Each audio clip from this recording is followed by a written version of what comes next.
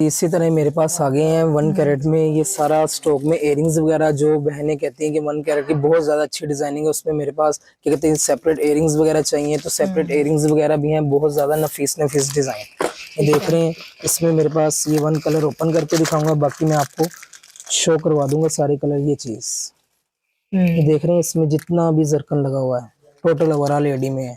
इसमें ये मेरे पास कलर मौजूद है, ये कलर सारे इसमें मेरे वाफर मिकदार में माल मौजूद है। ये एक डिजाइन है, एक कलर है। जो सिर्फ इयरिंग्स लेना चाहते हैं तो वो भी यहाँ पे आ सकते हैं, उनको इयरिंग्स भी 1 कैरेट में मिल जाएंगे। देख रहे हैं अब ये झुमकी है, ठीक है, इसमें मेरे पास कलर है, डिजाइन है, काफी ज्यादा वैरायटी है। तो आजकल बहुत ज्यादा इन हुई हुई है जी, बहुत ज्यादा। और ये जिस तरह की झुमकी है आपको इसकी क्वालिटी मेकिंग से आइडिया हो जाएगा।